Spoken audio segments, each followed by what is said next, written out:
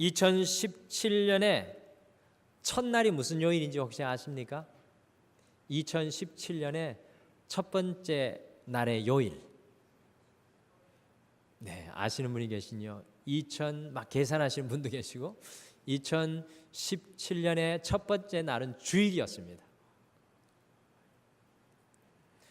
한 해의 마지막인 오늘은 무슨 요일입니까? 오늘도 바로 주일입니다. 2017년은요 주일로 시작하여서 주일로 끝맺는 정말 이 성경적인 한 해인 것 같습니다. 그래서 원래 1년에 52주인데 53주가 주어지는 엑스트라 축복의 은혜까지 우리가 이번 한 해 누리게 되는 것입니다. 이 한 해의 마지막인 이날 앞뒤 좌우에 계신 분들에게 우리 함께 고백하며 인사하시겠습니다. 모든 것이 하나님의 은혜였습니다 라고 인사해 주시죠. 모든 것이 하나님의 은혜였습니다. Everything is God's grace. 모든 것이 하나님의 은혜였습니다. 2017년의 마지막 날, 이 마지막 예배의 시간인 오늘, 이 하나님을 경험하게 하소서라는 이 등마루의 말씀 행진의 마지막을 어떻게 마감할 것인가 한 주 동안을 고민하면서 지난주까지 우리 성도님들과 함께 나누었던 52번에 걸친 이 경험, 하나님을 경험하는 시리즈의 주일 설교를 모두 다 프린트했습니다. 저는 한 100장이면 되지 않을까 싶었는데 무려 A4 용지로 254장이 나왔습니다. 그것도 제가 따닥따닥 붙여서 프린트를 했는데 254장이 우리 등마루교회 성도님들과 이 한 해 하나님을 경험하는 삶의 행진의 말씀이었습니다. 그러면서 불가능한 그 과제를 또 안고 설교 한 편 한 편을 1월부터 다시 더듬더듬 읽어 내려가기 시작했습니다. 와, 다 읽을 줄 알았습니다. 다 못 읽겠더라고요. 한 2주는 읽어야 정말 정독해서 잘 읽고 대충 읽는 게 아니라 우와, 하나님 어떻게 이런 말씀을 나누었을까요? 우리 성도님들은 이미 다 많이 잊어버리셨겠죠. 그러나 하나님의 풍성함이 제게 아주 큰 은혜로 다가왔습니다. 이 말씀들을 더듬더듬 읽어 내려갈 때 오늘 말씀의 제목이 제 마음속에 떠올랐습니다. 오늘 말씀 제목이요, 경험 에필로그. 하나님을 계속적으로 경험하게 하소서. 하나님을 계속적으로 경험하게 하소서. 여러분들, 에필로그는요 연극의 마지막 한 장면이나 대사, 이 폐막사를 가리키는 말로 마지막을 맺는 결어에 해당하는 말입니다. 에필로그. 그 반대말은 프롤로그, 서론이죠. 특별히 소설과 연극 속의 에필로그는 이 작가가 고조된 독자들의 기대와 호기심을 충족시키고 해소하며 그 파란만장한 이야기를 끝을 맺습니다. 그러면 오늘 이 시간 우리가 경험의 에필로그의 시간을 갖는 것은 이 2017년 하나님을 경험하는 삶을 마감하는 아주 소중한 시간입니다. 2017년의 등마루의 표인 하나님을 경험하게 하소서라는 표를 뒤로 하는 마지막 이 시간, 저는 자꾸 이 표가 마치 저를 고향으로 부르는 영적인 손짓이라는 강한 느낌을 받게 되었습니다. 마치 하나님을 경험하게 하소서 이라는 표현이 자꾸 저에게 영적인 고향을 향해서 손짓하는 부르심이 아닌가라는 그런 생각을 하게 되었습니다. 하나님을 경험하는 바로 그 삶의 자리가 우리의 삶의 고향이라는 고백이 제 마음속에서 흘러나오게 되었습니다. 하나님을 경험하고 하나님을 만나고 하나님을 우리가 찾고 구하는 그 장소가 바로 우리의 영적인 고향, 스피리추얼 홈타운이라는 것입니다. 2017년에 365일을 살아오면서 때로 우리 힘으로 할 수 없는 일을 우리가 만나기도 하였습니다. 그때마다 우리는 연약하여서 본능적으로 우리 자신 스스로 힘으로 그 순간을 헤쳐나가보려고 하였을 뿐만 아니라 유력하거나 이 힘 있는 사람들을 찾아가서 우리가 사정해보기도 하였습니다. 그러나 이 한 해 우리가 깊이 정말로 경험하게 되었던 것은, 우리의 삶의 위기의 순간에 필요한 것은 사람도 돈도 절묘한 기회도 유력한 사람도 아니라는 것이었습니다. 오직 주님의 보좌에서 흘러나오는 하나님의 은혜를 경험하는 것이었습니다. 우리에게 가장 필요한 것은 이 2017년을 우리가 돌아보며 우리가 다시 한 번 더 이 시간들을 살펴볼 때, 우리의 인생 속에서, 우리의 삶 가운데서 가장 소중한 순간은 내 삶을 열어주는 사람도 물질도 절묘한 기여도 유력한 사람이 아니라 오직 주님의 보좌에서 흘러나오는 하나님의 은혜를 경험하는 것이었다는 것입니다. 그렇다면 이 기가 막힌 은혜는 누가 과연 받고 경험할 수 있는 것입니까? 이와 같은 기가 막힌 은혜는 누가 과연 받고 경험할 수 있는 것입니까? 모든 사람들이 다 경험할 수 있습니까? 여러분들, 그렇지 않습니다. 하나님의 은혜를 경험하는 것은 모든 사람들이 다 경험할 수 있는 것이 아닙니다. 구원의 은혜는 모든 사람들이 차별 없이 받고 누리게 되지만요, 이 하나님의 은혜의 보좌 앞으로 우리의 영적인 고향으로 담대히 나아가는 그 사람에게만 주어지는 것이 바로 하나님의 은혜의 경험인 것입니다. 가만히 있는 사람에게 임하지 않습니다. 우리가 하나님의 보좌 앞에 나아가 은혜를 베풀어 달라고 기도하고 도움을 구할 때 하나님께서 은혜를 허락해 주신다는 것입니다. 은혜의 바다에 뛰어든 사람만이 은혜에 흠뻑 젖는 경험을 하게 되는 것입니다. 이번에 우리 성도님들과 함께 나누었던 이 아이의 이 고향 노래를 다시 들으면서 이 고향과 같은 하나님의 품에 안기는 경험을 하는 것이 얼마나 감격스러운지 다시 새삼 느끼게 되었습니다. 이번 한 해 우리가 함께 보았던 영상 중에 하나, 어떤 아이가 고향에 대한 노래를 부르는데, 저는 이 노래를 들으면서 우리 영적인 고향에 주님의 품에 안기는 것을 상상하게 되고, 그것을 통해 참 많이 감격스러운 그러한 순간을 제 마음속에 느끼게 되었습니다. 오늘 이 시간 2017년 우리가 영적인 고향을 사모하면서 함께 들어보시겠습니다.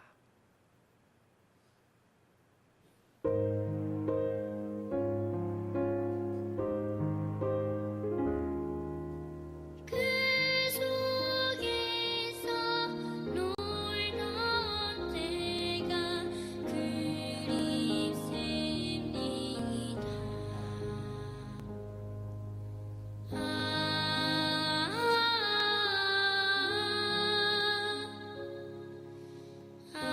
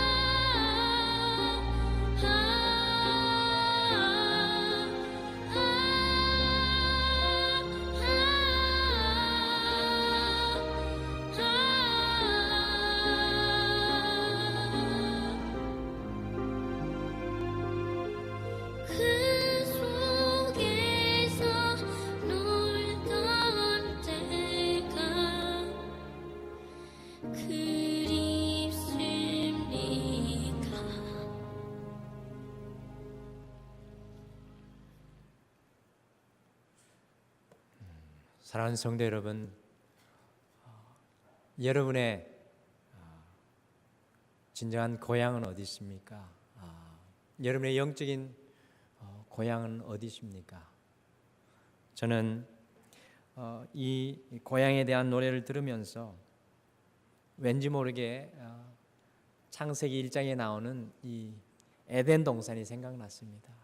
하나님과 자유롭게 서 있었던 아담 하와, 그 자리를 잃어버린 이 안타까운 인생, 그것이 자꾸 제 머리에 오버랩이 되고, 과연 나의 영적인 고향은 어딘지, 과연 나는 그곳에 서 있는지, 그곳에서 주님과 함께 걸어가고 있는지 깊이 생각해 보게 되었습니다. 하나님을 경험하는 것은 우리의 영적인 고향으로 돌아가는 것입니다. 그곳에 가야만 우리가 제대로 설 수 있는 거죠. 그곳에 가야만 우리가 부유해질 수 있고, 그곳에 가야만 우리가 새롭게 거듭나는 것입니다. 하나님의 그 은혜의 품에 우리가 달려갈 때 우리가 상상할 수 없는 놀라운 하나님의 채우심과 도우심이 함께합니다. 오늘 비록 하나님을 경험하는 등마루의 2017년의 삶의 말씀 시리즈는 에필로그, 마지막으로 끝이 나지만 우리의 영적인 고향으로 돌아가는 그 경험은 우리의 삶 속에서 계속적으로 이루어져야 합니다. 여러분들 절대로 포기하시면 안 됩니다. Never give up. 주님 앞에 돌아가는 그 자리, 주님 앞에 다시 서는 그 자리, 여러분들 주님과의 그 간격, 주님과의 그 시간, 떨어진 시간들, 주님과의 그 관계는 날마다 회복되고 새로워지고 계속되어져야 된다는 것입니다. 그러기에 오늘 하나님을 경험하는 삶의 마지막 말씀의 제목이 경험 에필로그, 경험 에필로그, 하나님을 계속적으로 경험하게 하소서라는 그러한 고백입니다. 2017년 첫 번째 주일에 나누었던 말씀을 기본으로 해서 우리의 삶 속의 영적인 고향과 같은 하나님을 경험하는 삶이 어떻게 계속 경험되어질 수 있을지 마지막으로 우리가 함께 묵상합니다. 오늘 2017년 첫 주에 나눴던 말씀을 기본으로 해서 어떻게 하나님을 경험하는 것이 계속적으로 우리의 인생 가운데 이루어질 수 있을지 함께 나눕니다. 오늘 저녁 성구의 영신 예배는 우리 2017년 두 번째로 나눴던 말씀을 통해서 내년을 기약하고 또 바라봅니다. 우리가 하나님을 계속 경험하기 위해서 첫 번째로 쌓아두신 하나님의 은혜를 계속적으로 경험하고 살아가야 합니다. 쌓아두신 하나님의 은혜를 계속적으로 경험하고 우리가 살아가야 합니다. 시편 31편 19절은 우리의 눈을 번쩍 뜨이게 할 만한 은혜를 소개합니다. 시편 31편 19절의 말씀을 여러분들 꼭 기억하시면 좋겠습니다. 다 같이 시편 31편 19절을 같이 읽겠습니다. 시편 31편 19절을 다 같이 한 목소리로 읽겠습니다. 시작. 주를 두려워하는 자를 위하여 쌓아두신 은혜 곧 죽게 피하는 자를 위하여 인생 앞에 베푸신 은혜가 어찌 그리 큰지요. 다시 한 번 더 우리가 읽겠습니다. 시작. 주를 두려워하는 자를 위하여 쌓아두신 은혜 곧 죽게 피하는 자를 위하여 인생 앞에 베푸신 은혜가 어찌 그리 큰지요. 아멘. 성경의 수많은 아름다운 표현들 가운데 이 쌓아두신 은혜라는 말만큼 우리를 넉넉하게 하는 표현이 있을까요? 하나님의 은혜가 얼마나 많으면 쌓아둘 정도이겠습니까? 풍성하게 소유한 사람을 찾아가는 것은 언제나 기분 좋은 일입니다. 여러분들 넉넉한 사람, 물질적으로 풍부한 사람, 마음이 풍요로운 사람을 만나면요, 나는 작고 나는 부족하고 나는 없을지라도 그 사람 곁에서 풍요함을 누리게 되는 것입니다. 그렇다면 도대체 이 쌓아두신 은혜, 이 풍성한 은혜는 과연 누구를 위한 것일까요? 하나님께서 시편 31편 19절에 쌓아두신 은혜를 이야기하는데 과연 그것은 누구를 위한 것일까요? 시편 말씀에 이 쌓아두신 은혜는 바로 죽게 피하는 자를 위하여 인생 앞에 베푸신 은혜라고 합니다. 죽게 피하는 자를 위하여 인생 앞에 베푸신 은혜라고 합니다. 여러분들 쌓여 있다고 아무에게나 주는 것이 아닙니다. 오직 세상에 찢기고 상하고 상처받고 어려운 일을 당해 주님밖에 없다면서 하나님의 품으로 달려든 사람에게, 하나님의 영적인 고향으로 돌아오는 그 사람에게 주시는 은혜입니다. 여러분들, 이 은혜는 작은 은혜가 아니라 큰 은혜라고 시편 기자가 고백하고 있습니다. 인생 앞에 베푸신 은혜가 어찌 그리 크신지요. 하나님께서 내 앞에 쌓아두신 그 은혜가 어찌 그리 크신지요. 시편 기자는 고백을 하는 것입니다. 늘 목회 일을 감당하다 보면 병원 신방을 해야 될 때가 많은데요, 그러다 보면 여러 가지 질병들과 여러 가지 종류들의 환자들을 많이 만나게 됩니다.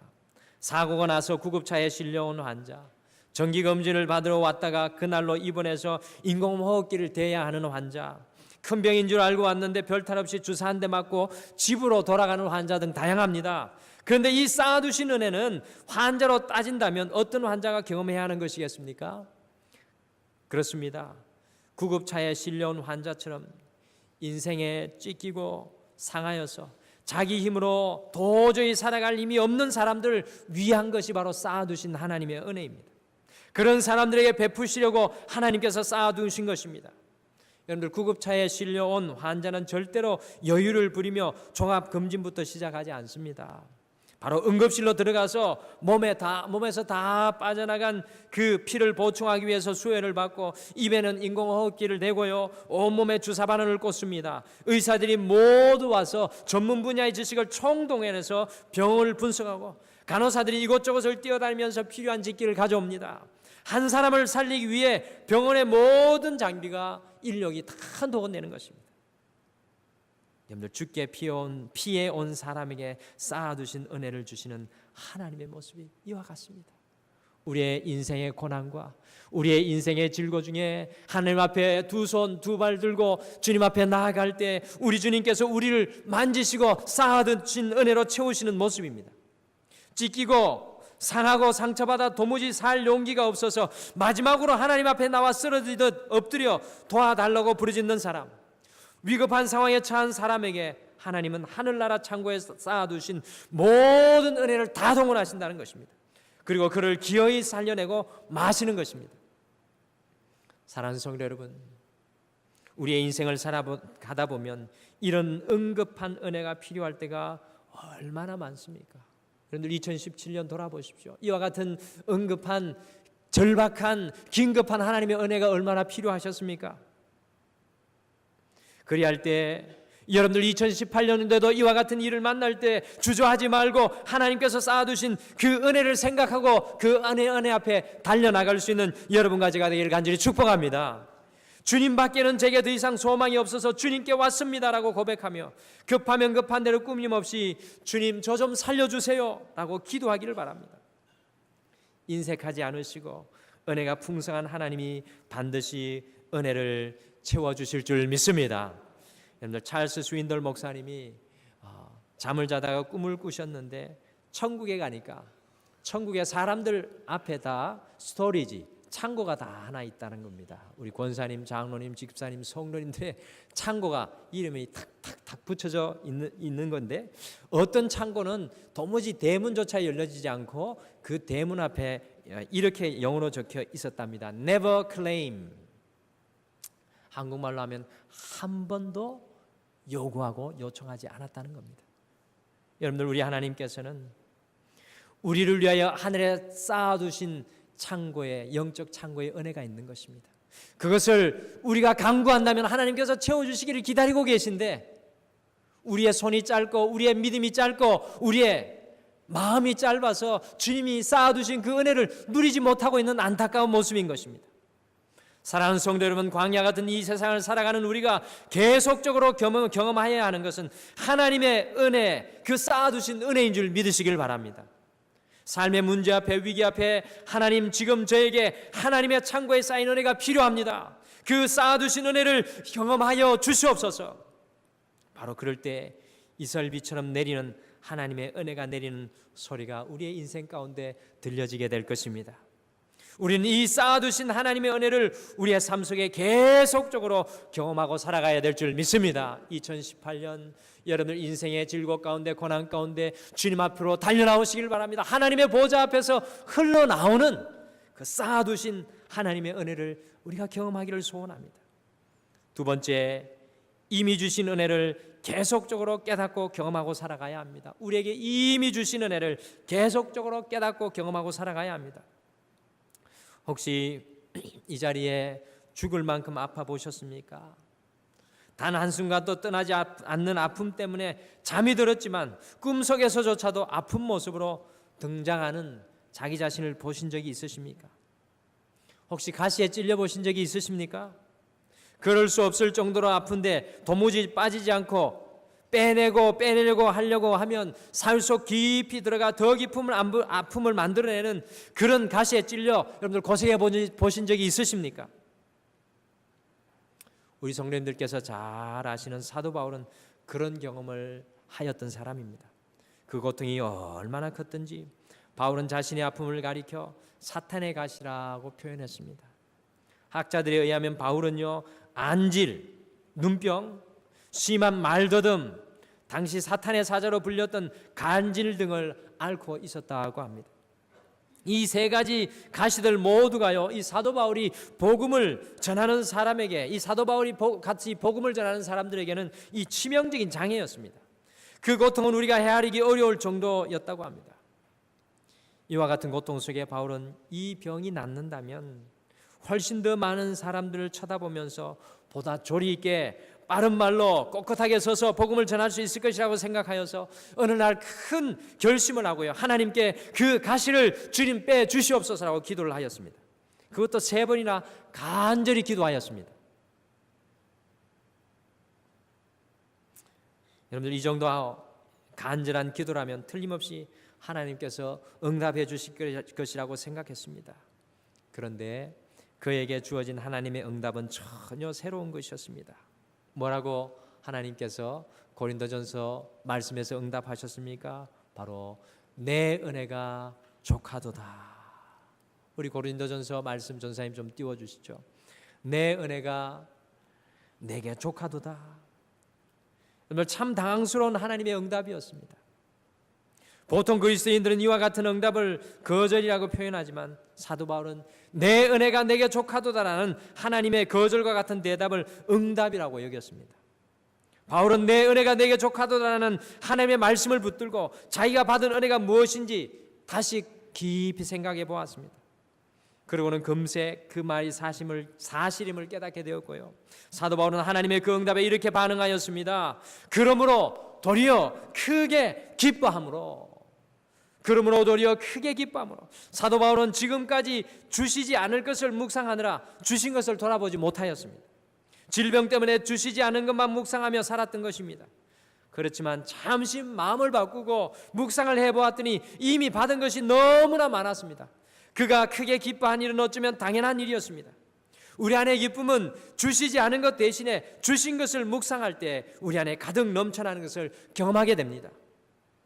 이 응답을 받은 바울은 한 가지 놀라운 사실을 깨달았습니다.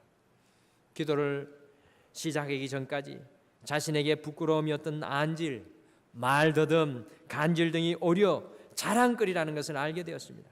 그리고 사도 바울은 주저하지 않고 이런 고백을 쏟아내었습니다. 그러므로 도리어 크게 기뻐함으로 나의 여러 약한 것들에 대하여 자랑하리니 이는 그리스도의 능력이 내게 머물게 하려 함이라.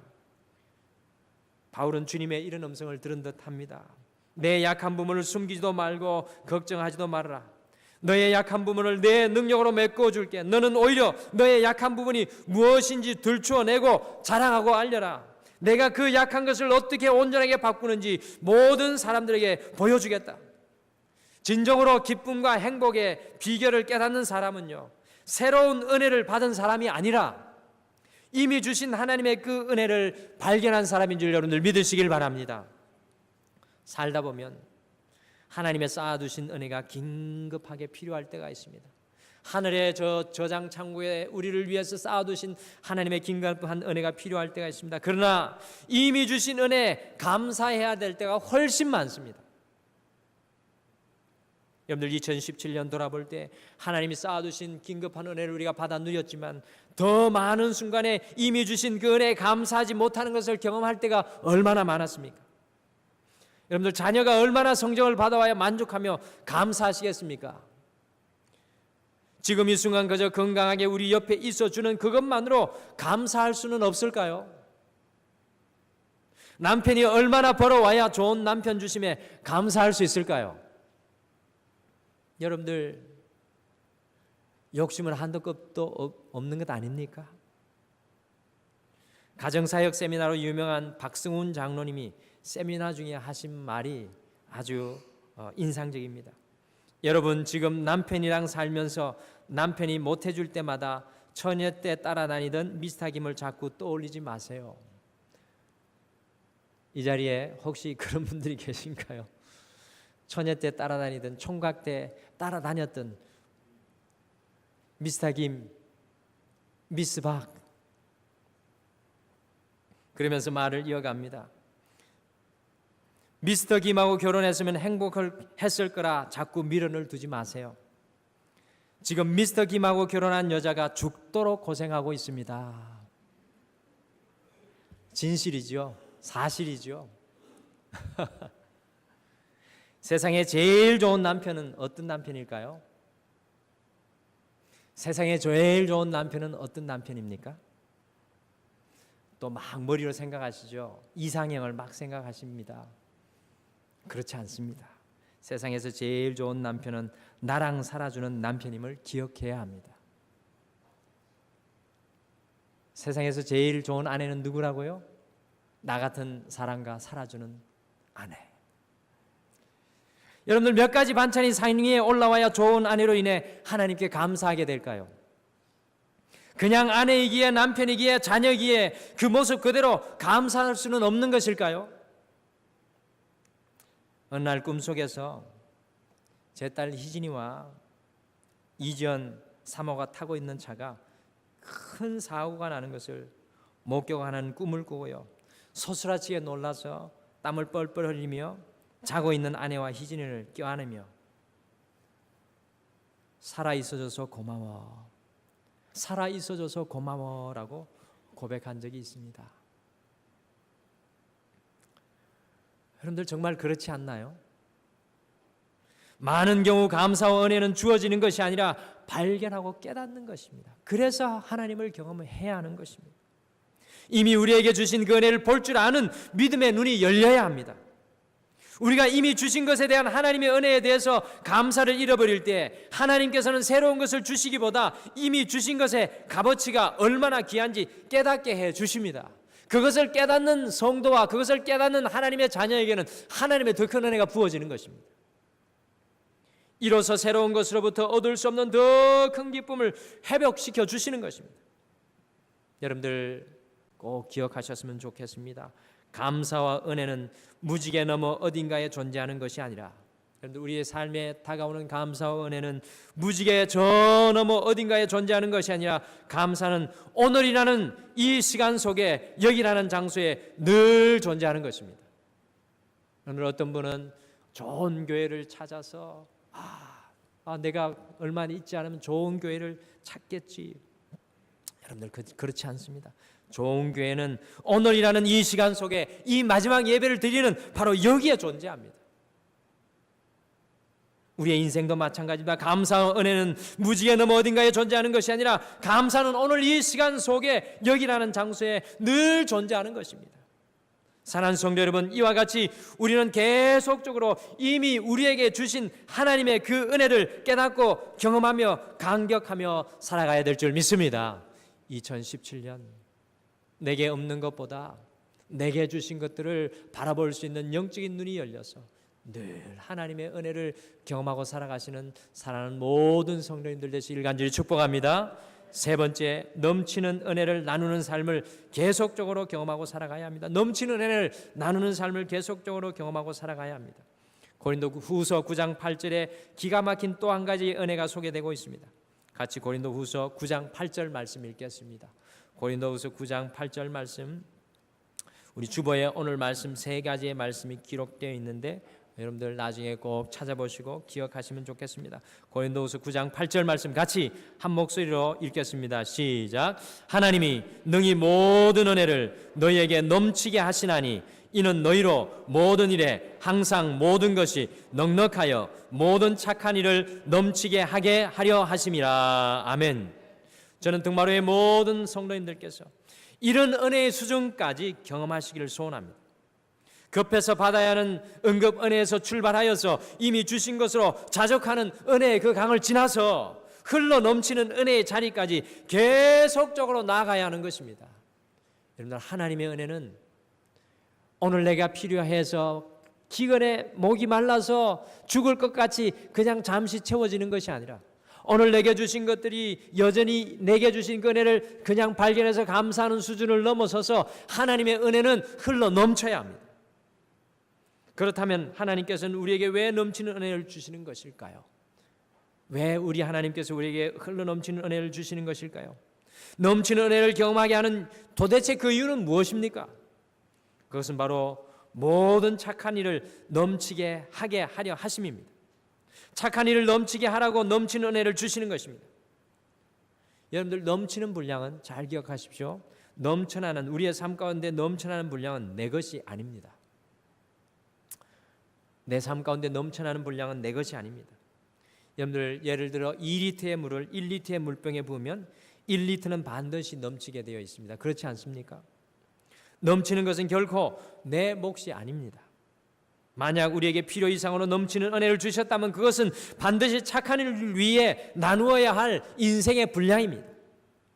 하나님께서는 적어도 모든 사람에게 어느 하나는 넘치는 부분을 주셨습니다. 여러분들, 이 자리에 계신 분들 중에 가끔 하시는 말씀이 있어요. 나는 부족해서, 나는 아무것도 없어요, 나는 뭐 내놓을 것도 없어요. 그런데 제가 보기에는 이 중에 계신 어느 한 분 모두 빠짐없이 연령, 고와 또 학력에 상관없이 하나님께서 어느 하나는 넘치는 부분을 다 주셨습니다. 그것이 누군가에게는 시간일 수 있고, 누군가에게는 필요 이상의 돈일 수도 있고, 남다른 건강일 수 있고, 사랑의 마음일 수는 있고, 섬김의 마음일 수 있고, 특별한 재능일 수도 있습니다. 이것은 모두 나누라고 주신 하나님의 은혜인 것입니다.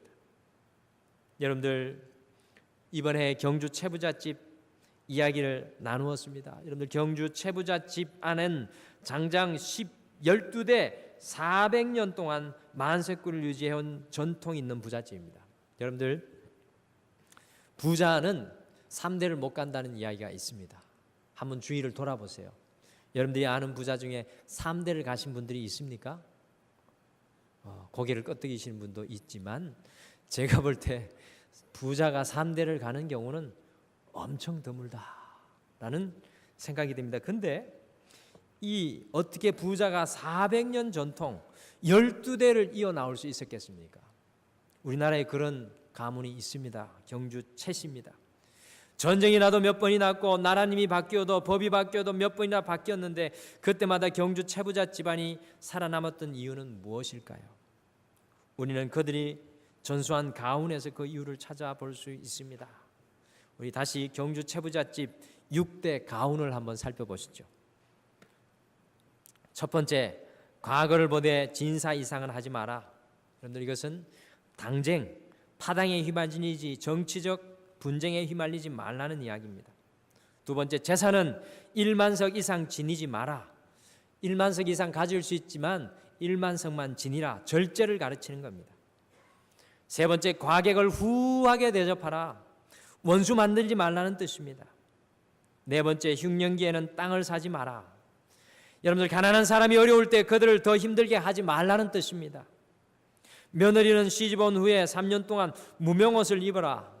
이거는 좀 가혹한 것 같은데 어쨌든 400년을 이어오는 12대가 부자를 이어왔던 비밀입니다. 검소, 절약을 몸소 배우라는 뜻입니다. 혹시 우리 청년들 중에, 남자 청년들 중에 이런 아가씨를 기다려서 장가 못 가시는 분은 없죠? 마지막으로 사방 100리 안에 굶어 죽은 사람이 없게 하라. 여러분들, 장수 부자의 비결은 다름 아닌 나눔이었습니다. 나눔. 곳간에 넘치는 양식을 쌓아두었다가 곤란에 빠지고 어려운 형편에 처한 사람에게 나누어 주었더니 마을 사람이 왜군이 쳐들어오면 낫을 들고 나와 그 집을 도와주고요. 나라님이 바뀌어서 이들이 불리한 입장에 서면 국민들이, 백성들이 일어나서 항소하며 심편을 지켜주고, 밀란이 얼마나 많이 일어났습니까? 밀란이 일어났을지라도 그 집 곳간만은 불태우지 않고 지켜주었기 때문에 가능했습니다. 저는 우리 동마루의 모든 성도님들이 이 경주 채부잣집처럼 하나님의 넘치는 은혜를 경험하고 그 은혜를 계속적으로 나누는 사람들이 되시기를 간절히 소원합니다.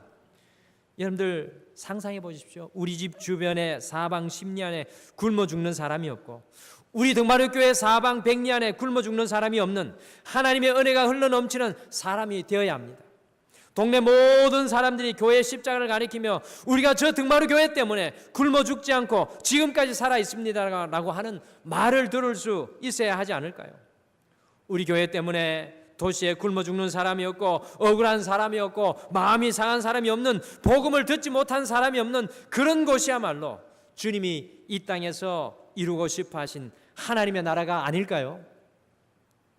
사랑하는 성도 여러분, 하나님의 넘치는 은혜가, 하나님의 이 넘치는 은혜가 다가오는 2018년에 우리 개인과 가정과 교회와 우리의 직장과 사업에 계속적으로 경험되어지시기를 간절히 축복합니다.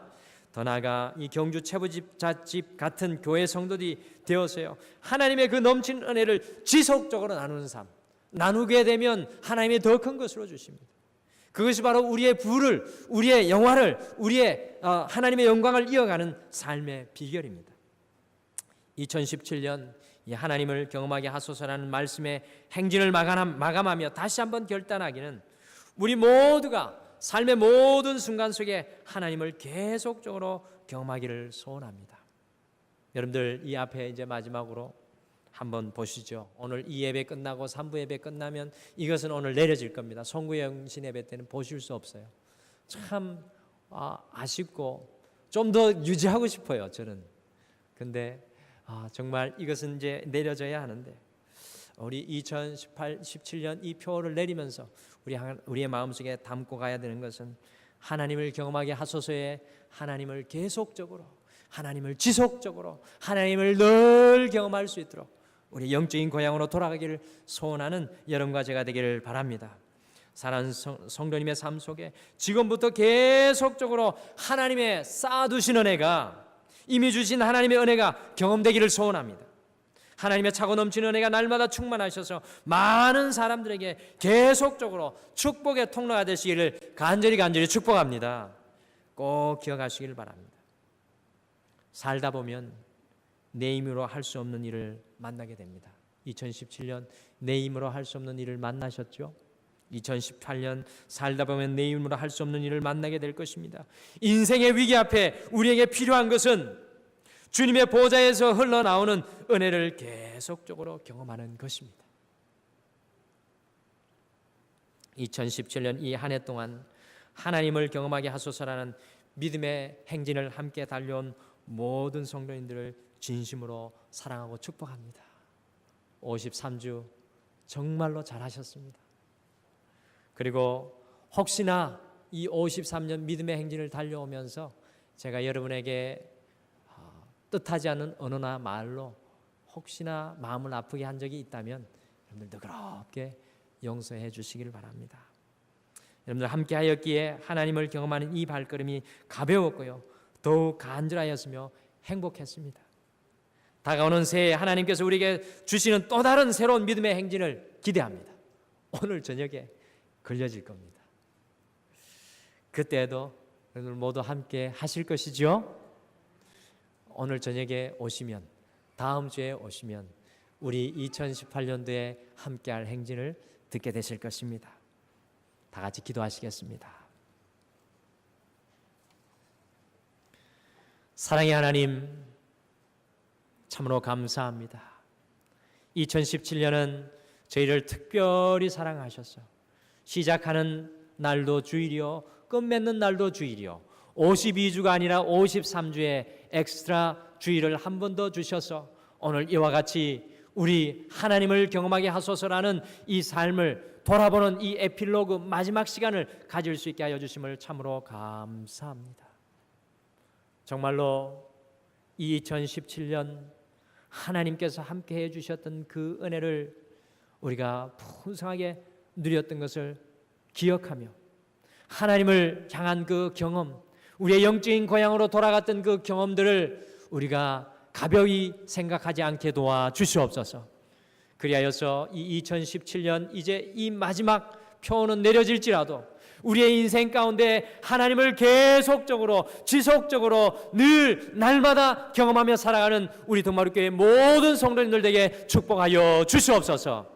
주님, 하나님의 영적인 고향으로 돌아가지 않고서는 우리의 심령이 온전해질 수 없음을 우리가 깨닫게 하여 주셔서 우리의 직장과 사업과 가정 속에서 날마다 하나님을 경험하고 살아가기를 소원하게 하여 주시옵소서. 그래서 2018년 새로운 발걸음을 우리 성도들과 함께 내딛습니다. 주님이 2018년에 하나님께서 예비한 그 은혜를 우리에게 다시 허락하여 주시옵소서. 우리 사랑하는 성도님들의 직장과 사업과 삶의 자리와 모든 가정과 자녀들 위해 영원토록 주님께서 함께하여 주시고 동행하여 주실 줄 믿고 감사드리며 예수님의 이름으로 기도드립니다. 아멘.